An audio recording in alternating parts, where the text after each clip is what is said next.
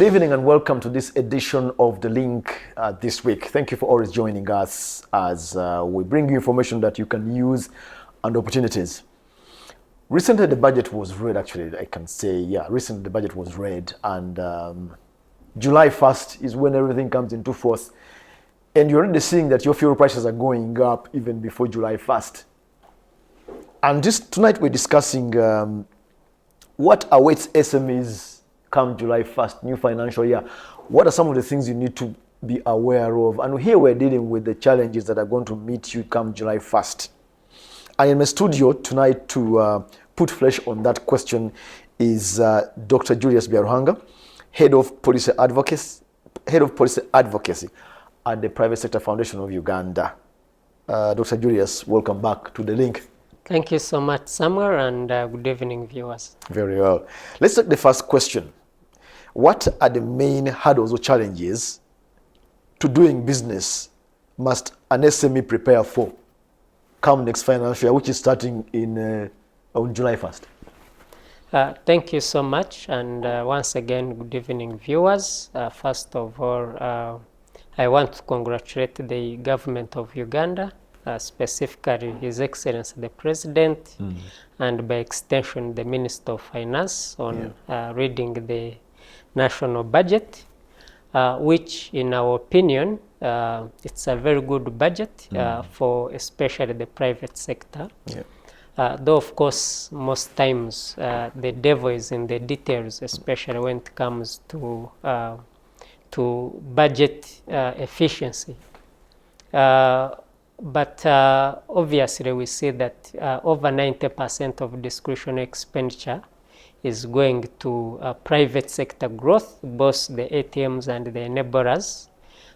So that is a very fantastic development for the private sector. So what that means then is that before I get to the challenges, is that the private sector investment in Uganda, especially for SMEs, which make the majority of our businesses, should basically look into those strategic sectors under the ATMs, agro-industrialization, tourism, mineral beneficiation, science, technology, and ICT. And interestingly, which is another very good development, that has incorporated creative industries, which appeared in the last or the current financial year's budget, but we've seen constant increase now in terms of government traction to the creative industry, which is one of the most strategic industries. Now, getting to some of the challenges, of course, from the numbers we are seeing and what is happening now, the cost of doing business is somehow getting high. And this is largely being driven by the cost of logistics. Uganda, over and above 85+% relies on road transport. So what that means is the geopolitical challenges in the Middle East, especially between US, Israel, and Iran, affect the cost of fuel. The good news is that US and Iran have reached a deal, which was virtually signed, and details of that deal are expected to come out on Friday. However, the shocks are likely to continue for the next about 4 to 5 months. So if I'm an SME, the deal has come, I need to factor in 4 months at least. Yes, at least 4 months. But you remember, in the next 2 weeks, the new tax on fuel is going to trickle in, and that already is going to find an already high prices of fuel. And so that 12% tax increase is likely to increase the cost of doing business by about 3.6%. And what that means is you're going to see roughly over 1.5 trillion Uganda shillings within the private sector operations getting consumed into logistics. Yet that tax measure was established only to collect the revenue of 450 billion Uganda shillings. Pause there, Doctor. You were saying that about over $1 trillion is going to disappear in logistics. What does that mean? Somebody watching is So saying, what does that mean? What that means is, if you've been spending 1 million Yeah. On Transport. your logistics Yeah. and transport, Yes. you're likely to spend maybe 1,130,000 or 300,000. So that is 30% up. And I'm thinking, So- logistics here, you mean the cost of bringing in my inputs into my business, but also the distribution of my products. Is that correct? Yeah, so logistics is really all-rounder. It's a business facilitator. That's why even when you look at the number one enabler of achieving the 10-fold growth strategy is infrastructure. So whether it's transportation of seeds to the garden, the harvest to the stores, from stores to a processing facility, from the factory in form of raw material, from the factory to distribution, to warehouses, to markets, both internal and export, all that is logistics. Okay. And remember already from some of the studies we've done, the cost of logistics contributes about 17% to the total cost of business operations. So if you add in about 3%, 3.6%, that means you're going to have 20% going into logistics. Okay. So the amount of money businesses are going to be spending on logistics, transport, in total, the aggregate amount of money is going to be over and above 1.5 trillion. Okay. For government to be able to collect 450 billion. So that goes in my costs as an SME. It goes that into goes your in costs as an SME. Okay. And remember, if you don't take care of the disposable income, such that then the marginal propensity to consume is higher, then you're going either to lose customers if you transfer that if cost you increase to the customer. your prices. Yes. Or you're going to, if you don't increase the prices, If you absorb it. then if you absorb it, then you're going to reduce on your profitability. And if you're an SME and your margin has been so small, then you're going to literally Wipe it out. And that eventually will trickle into also revenue mobilization. Okay. So it's cyclic. At the end of the day, it affects also how much government is able to collect. Okay. Yeah. So to take away before we leave that point, Doctor, the costs of operations are going to go up. There's the risk if I increase the cost of my product or services, I may lose customers. Or if I absorb it, it's going to hit my bottom line, the profit. Yes. Okay, that's understood. And maybe the other one somewhere, and for SMEs out there, which again we told the ministry that is a very dangerous development, is increase in tax of single-use plastics from 2.5% to 25%. Okay. Now, people talk of plastics, and the only thing that comes, and by the way, this was to collect just 10 billion shillings. But let me tell you the danger of this. Number one, our major regional competitor in terms of trade packaging industry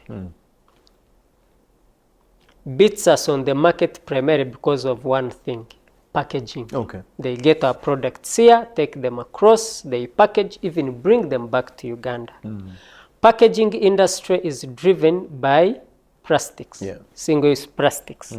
And these are SMEs which are into agro-processing. All these cottage industries, they are using plastics for packaging. So if you increase tax from 2.5 to 25%, for that industry, their margins are so small. They are getting, our packaging industry is just getting on its feet. You slap this kind of tax on them, they are not going to survive. Actually, the advice we've given government is that hold on enforcing this tax on plastics. First because we have the data, first study it very thoroughly well, because 99% of agro-processors use plastics for packaging. Even others. Before you talk about big industries like Coca-Cola, Crown Beverages, and all those agro-processors, they're using these plastics. So if you put such a significant increase in tax on plastics at once, you're killing an emerging industry. Then the other emerging industry... Let me cut you short there, Doctor. Let's just take a break there, a brief one, and then we come back to that point.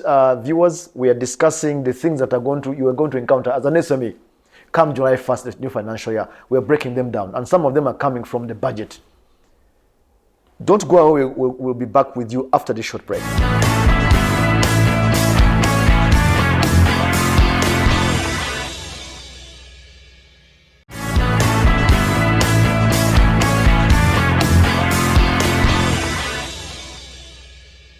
Welcome back from that short break, and we're continuing our discussion. Doctor, I cut you short as we went away. Viewers, we were discussing what are ways to as an SME in the new financial year, and we are especially focused on the challenges. So, Doctor, we went away as you were saying something. Please continue. So, the other issue apart from plastics, and one of the most emerging industries is the confection industry. Confectionery? Yes. Biscuits, You're talking bread. about biscuits, cakes, bread.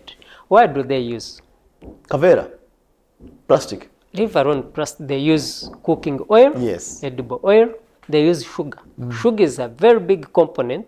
Again, leave alone the big industries which use industrial sugar, like in the beverages sector. The biggest majority of those cottage industries, one of the fastest actually growing industry is the confectionery industry. Now, what has increased in tax? Cooking oil by actually 100% from 200 shillings to 400 shillings per litre to generate only 25 billion shillings in revenue. But this whole industry, the employment, they are reliant on cooking oil and sugar. Sugar has also been increased by 100% from 100 to 100 shillings per kilogram, again to generate 25 billion shillings. So SMEs in that subsector of the confectionery are going to be hard hit. Actually, people thought that it was about households, but you are bringing in the business dimension. Sugar is not about household. Household is luxury. Most people no longer take sugar in their homes. This is a business input. The biggest consumer of sugar from Chinyara, from all these industries, are not households. No. The biggest consumer are the cakes you eat here at Serena and other hotels, those biscuits, the cakes you eat at parties, and the sugar you take in these other beverages and juices and the rest. So, if you're looking at accelerated growth, tenfold, $500 billion in 14 years and 6 months, 21 billion richer than South Africa's economy. You don't get to have a very unpredictable excise regime. And one of the things we've been telling government is, if you're to increase excise on these products, at least let it be predictable. You can stagger increase in 5 years. Within a period of 5 years, you've monitored business growth trends. You can also investment sentiments increase, because I know I'm going to invest in the next 2-3 years. I will break even. Then in the next 2 more years, I will have made some money. Then government sees how business is growing. Then you can make a slight increase. Now, basic economics tell us that the bigger the businesses grow, the more revenue they contribute to government. That's why, because almost every Ugandan has an M10 SIM card, MTN is the biggest taxpayer. It's not by design that because it's a telecom, there are other telecoms it's about consumers. It's about consumers. So business penetration, business growth tantamounts to amount of revenue. So clearly you were not hard on that issue, and then the costs are going to go up. Yes. Before we move on now, I see that I had not actually, thank you very much for that point on sugar and cooking oil. People were saying, oh, the poor, but actually the businesses. It's business. That means the cost of doing business is going to go up even because of those decisions. Because of our time, we need to touch a little bit on the solutions. So, cost of doing business, as you've broken it down, is going to go up inevitably come July 1st, wherever you are. What do I do now, an SME? How do I navigate? So, if you're an SME, number one, of course, be aware of what is happening. Number two, look into the budget, because this budget is for you as an SME. See how strategically can I diversify. That's one. Diversification. Yes, but if you can't diversify, because remember, some businesses can be very risky, try to manage your operational costs to avoid getting into distress, bad investment or making bad investment decisions. But the most important is invest in the strategic sectors that that government is looking at, is investing more money in, because what that means is that government is going to spend on those sectors. But how do I get the money, doctor? Okay, let's say tourism. I'm not going to be a big player in tourism. I'm an SME. I'm not directly playing there. How does the money reach me? So, for instance, if you're tourism, you have an open check. If you invest, of course, this is for average medium companies. One of the interesting tax measures is that you don't pay income tax. If you invest $5 million in a tourism facility, you're investing in lodges, tourism lodges. Doctor, that's not an SME. Let's come down to my SME. So for tourism, an SME, you can be supplying food. You can be the night economy. You can be, so that fits into PDM and this money getting invested into production. There are some government programs which offer subsidies, especially like for irrigation. So even at a small scale, farmer can tap into that.